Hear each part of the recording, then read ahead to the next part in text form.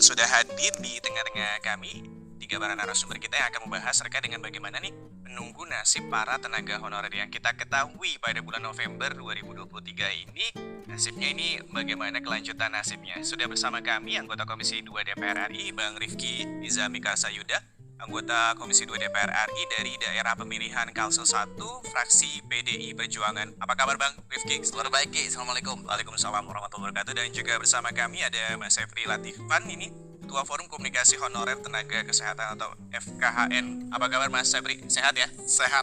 Dan Harus sehat. Alhamdulillah. Dan juga Bu Dewi Puspita, guru honorer di wilayah Bekasi, Provinsi Jawa Barat. Bu Dewi, apa kabar? Alhamdulillah baik. Sebelum kita ke Bang Rifki, kita mau tahu dulu, coba dengerin curhatan dari tenaga honorer dari sisi pendidikan dan juga kesehatan. Silakan Mas Efri duluan mungkin. Oke, siap. Terima kasih Bang Uki, Bang Rifki atas kesempatannya yang sangat luar biasa. Sebelumnya saya Efri Latifan, Ketua Umum Forum Komunikasi Honor Nakes dan Non-Nakes Indonesia. Jadi sampai sekarang nasib yang tidak jelas sekitar kurang lebih yang terdata 800 ribuan tenaga kesehatan dan non tenaga kesehatan yang bekerja di Fasiankes.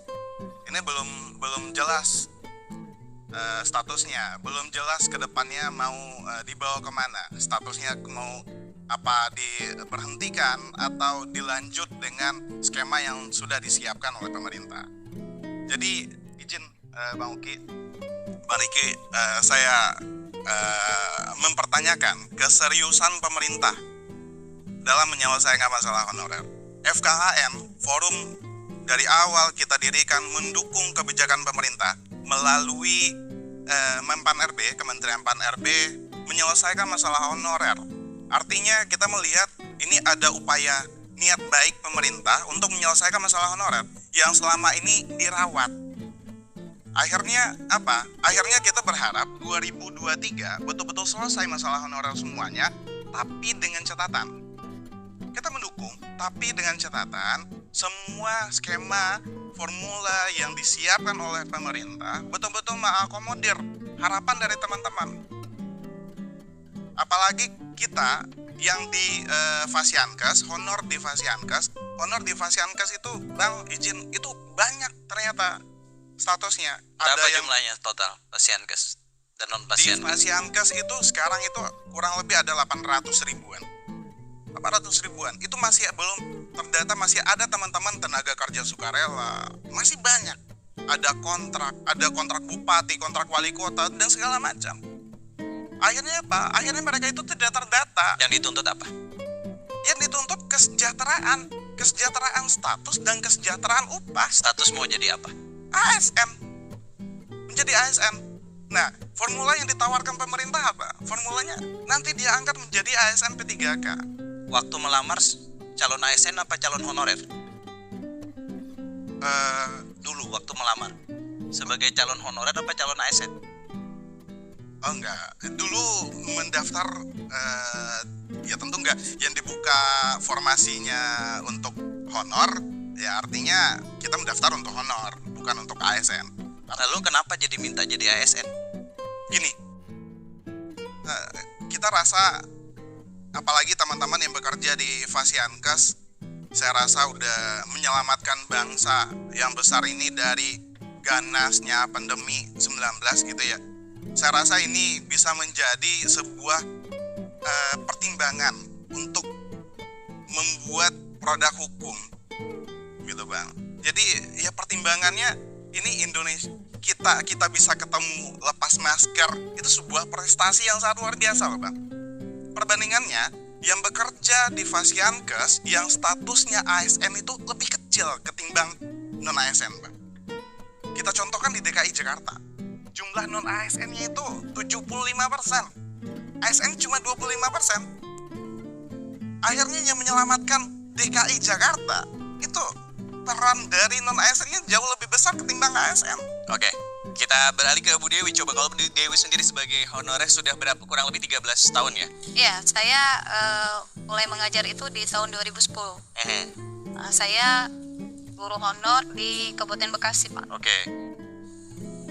Selama saya Di SD, mengajar SMP, Ibu? di SD, Pak. Oke. Saya di SD Jamulya 02 Kapten S1-nya apa dulu? S1-nya PGSD. PGC, oke. Iya. Saya mengajar itu kurang lebih selama 13 tahun ini. Dari mulai awal itu saya mengajar, memang kondisinya masih memprihatinkan. Saat itu saya mengajar, kan saya perbatasan nih Pak, antara Kabupaten Bekasi dan Kabupaten Bogor. Saya mengajar dari rumah itu sekitar kurang lebih 30 menit sampai sekolah. Nah saat itu jarak rumah ke sekolah itu lumayan. Nah, saya menggunakan motor saat itu dan kondisinya jalannya itu masih kurang bagus. Jadi kalau pas saat hujan itu becek sekali, sering jatuh juga kan gitu dipakai motor. Bayangkan gitu sampai sekolah belum gitu. Kondisi sekolahnya pun saat itu masih fasilitasnya masih, saprasnya masih standar. Berapa kali mencoba ikut tes CPNS? Saya tidak pernah ikut tes CPNS, tapi terakhir saya ikut tes P3K. Kenapa nggak ikut? Usianya, Pak. Oh, sejak 2010 sudah lewat usianya? Waktu itu saya belum coba untuk ikut CPNS, tapi begitu sudah mau lewat, saya coba, usianya nggak masuk. Kenapa nggak ikut dulu 2010? 2010 usia berapa dulu waktu jadi honorer? Honorer itu saya usia 30 lebih lah, 35 kalau nggak salah ya. Oh, 35. udah Iya. batas maksimal. Oke. Ya Bang, ini kan sebenarnya kalau dari Menpan RB ternyata data awalnya itu 400.000, tapi ternyata setelah didata-data hampir ada 2,3 juta honorer di seluruh Indonesia. Kalau sudah tadi mendengarkan dari Sepri dan juga Bu Dewi, sejauh ini bagaimana Bang Komisi 2 melihat? Ntar saya cerita pribadi dulu, saya ini mantan honorer. Saya lulus 2005 kuliah, usia saya waktu itu mungkin ya 22 tahun, 22 tahun lah ya, 23 tahun.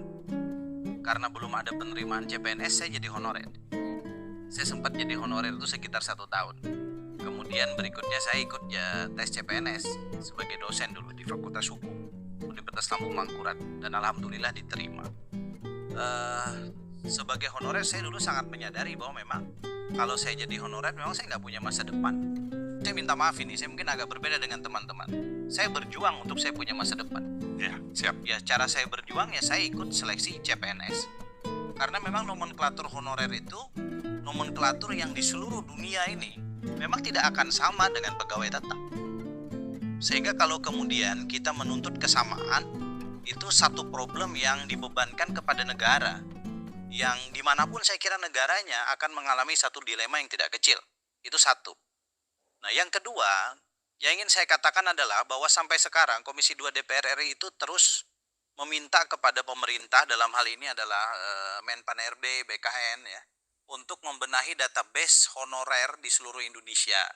Baik mereka yang bekerja membenahi database honorer di seluruh Indonesia. Baik mereka yang bekerja di kementerian lembaga negara di tingkat pusat ini maupun di pemerintah provinsi, kabupaten, kota. Rekan-rekan sekalian, harus kita ketahui bahwa database itu sampai sekarang belum fix. Terus bergerak dari hari ke hari. Kenapa demikian? Karena terlalu mudah di banyak tempat ya. Orang mengangkat honorer. Bu Dewi, saya ini anak guru SD.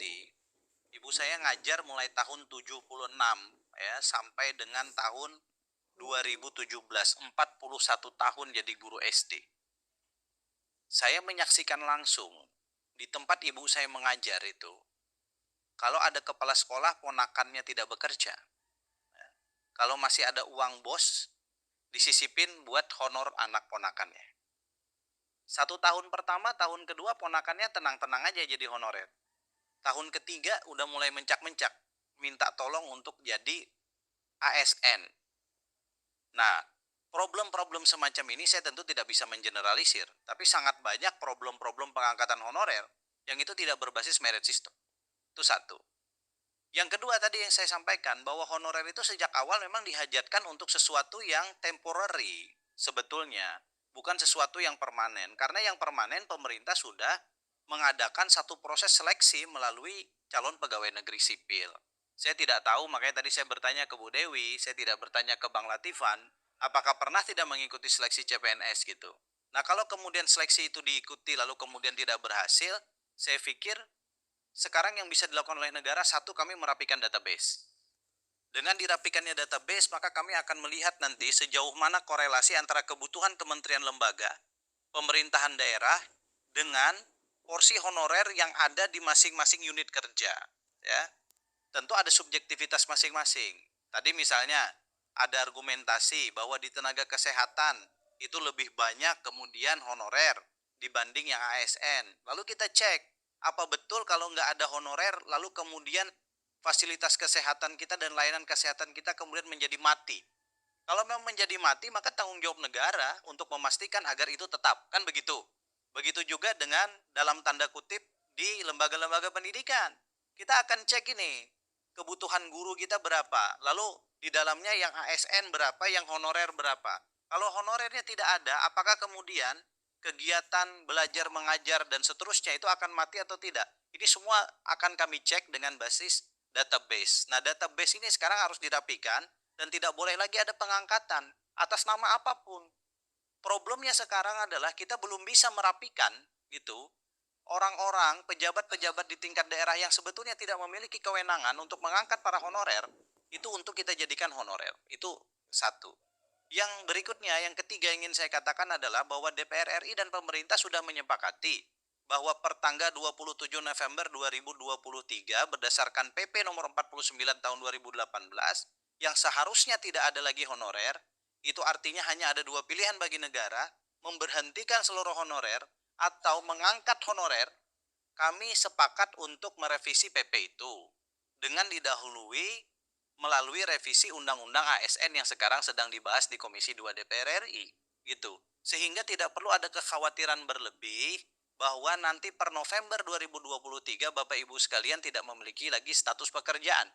Saya pastikan honorer tidak ada satupun yang akan diberhentikan karena PP itu. Karena undang-undang yang kita rubah, PP-nya otomatis akan menyesuaikan dengan undang-undang. Oke, jadi sudah dipastikan tidak ada PHK massal dan juga sudah tadi Bang Rifki juga dari Menpan RB juga memastikan tidak akan ada PHK massal. Seperti apa skema-skema nanti untuk di November 2023 ini tetap di Kabar Nusantara.